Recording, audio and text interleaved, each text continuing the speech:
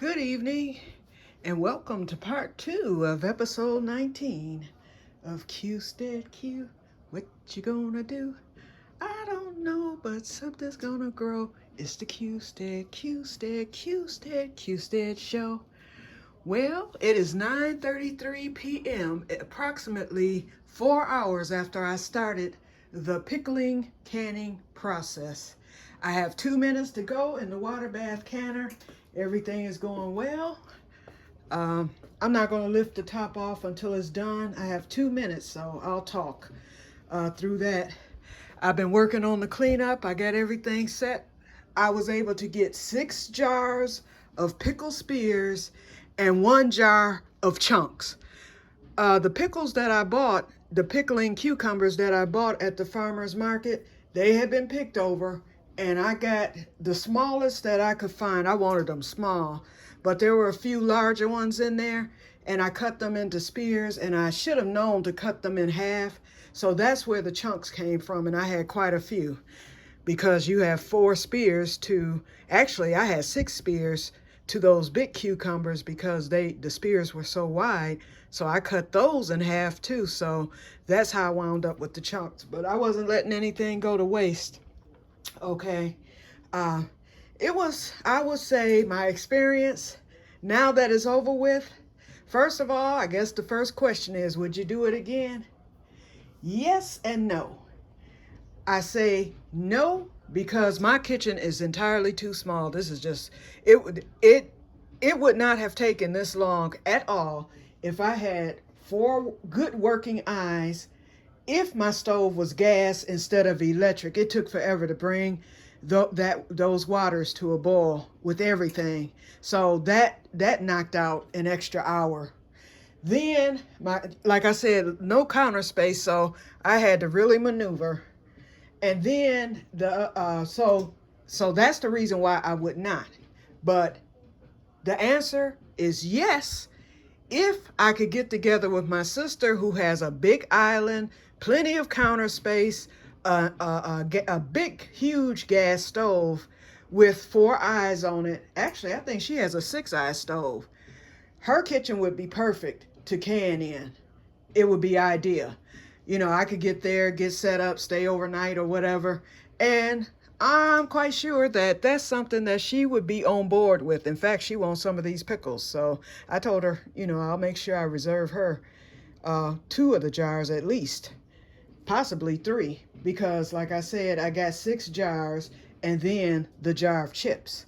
So, and it's just me. And that's another reason why I feel I'm not going to be doing a lot of big canning to begin with. I still plan to do my jellies, and I will be doing my jellies here in the kitchen. Oh Lord, I done went over a minute. Let me cut this off. Okay, and I did have it at 5.5, which is the halfway mark on this particular stove. So I just cut it off, and I know to let it set for about 5 minutes. I still have my gloves on, but I'm through with having to touch sterile stuff. So, okay, let me take the top off. You know what? I'm thinking I should leave the top on.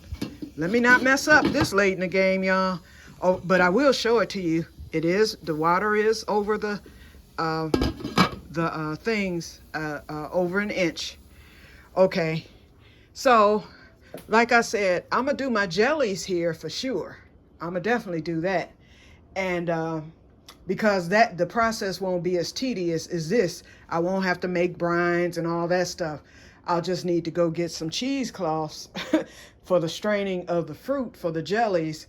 So basically, you know, your recipe is what the ball canning book says, which is your sugar, your pectin, your fruit juice, you know, and you boil your fruit. So that's easy enough because I will not need to use, I'll use the 1 eye for doing that.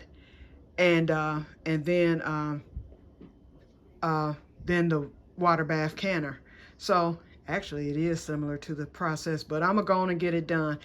So my back is kicking my butt. Now that's the one thing, whew, because I was on my feet, you know, and everything. So next time I'll bring a chair in here and sit down and do stuff.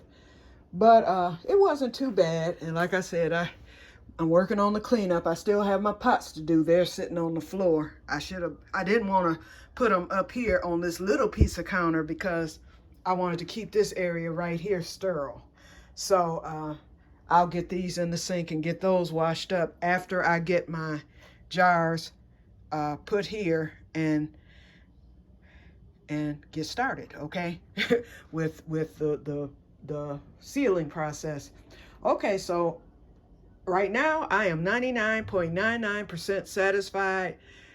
Everything went smoothly. I followed the Ball Book FDA standards to the letter. And I was telling my sister, because see, I'm not trying to get botulism. I saw that story on YouTube about that lady who said she was just doing it her way and ended up with botulism. No, I don't play. I'm sick enough. So I don't need to add botulism to the roster, which will definitely kill me. So no, it was done to the letter. And I followed your recipe, Homestead Heart.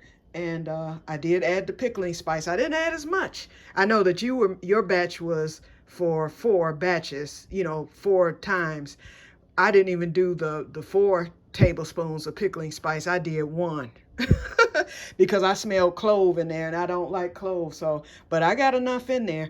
And let me tell you, I almost gave up the ghost in the middle of this. When I saw that brine, I was like, this stuff looked nasty. It's no way this could be sweet and this and that and the other. I thought I had messed up. So then I re-looked at your video and I saw that your brine looked exactly the same. I was like, okay, I'm not messing up, but I still need convincing that this brine is going to be sweet. Okay, I spilt a little bit on the extra spoon that I had laying there.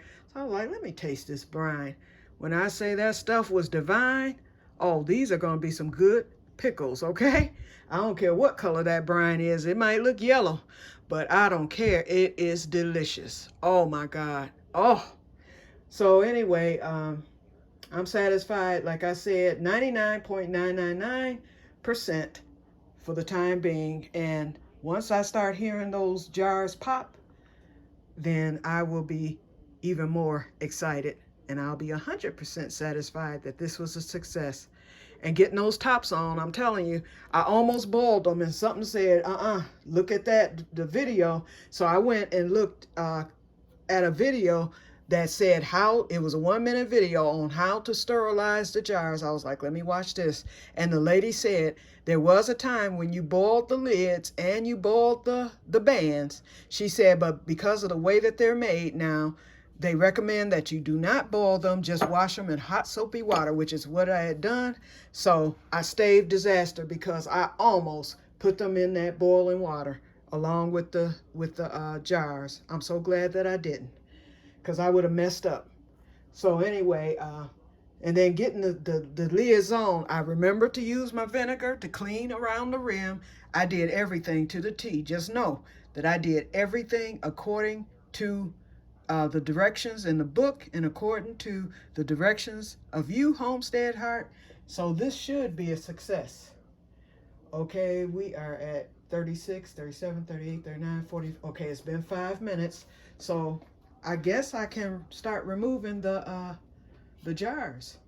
Okay, the boiling has stopped. And I'm going to leave these water bath canners. I'm going to let them cool probably for the same 12 hours. I don't like how this top is. Let me put this top over here.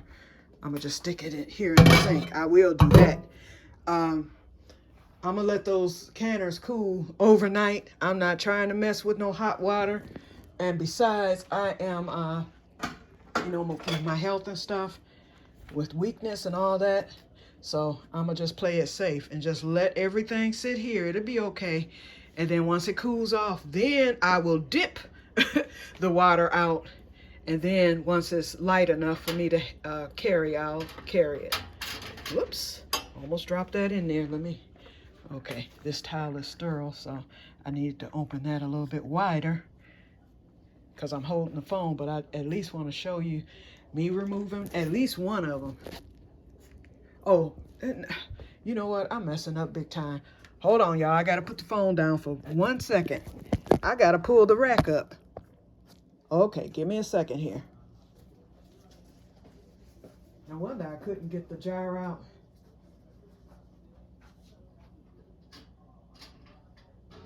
Y'all can start popping. Whoa, this thing is heavy. Lord. Okay, I got it. Oh, they look good. Oh, and wait a minute. The brine no longer, the brine is clear, y'all. Okay, I'm happy. Okay, let me. Okay, so that lets me know. I did. Uh-oh, I'm holding the phone all wrong. I'm sorry, y'all. Got my thumb all in the middle. Hold on. We over 10 minutes here. Let me try to get at least one of these jars so you can get a good look at it. I just heard a pop. It wasn't loud, but I heard something go. Aha! There it is. Y'all hear that? Okay, Lord, please don't let me drop this jar because I don't think I have it right. Come on. Okay, 1 down. 6 more to go. Okay, y'all. So this is what they look. Y'all hear them popping? Oh, yeah. Okay, so this is how they look. And so I'm going to get on off of here and I'll show them to you again tomorrow after the 12 hours. Oh, 12 hours. That means they have to sit till 9:30, 9:44 tomorrow night. No. 9:44 a.m. Okay, so I'll come on in the morning and show them to y'all. Do another episode. And I'll do a taste test because the chunks are going to go in my ice box because I want to taste them and see how they taste. Okay, so I'm going to get off of here and you all have a great night. Homestead Heart, I want to thank you once again for helping me to get my courage up the can for the first time. And yes, I will do it again. Thank you very much for watching and may God bless you all. Keep me in your prayers. Goodbye.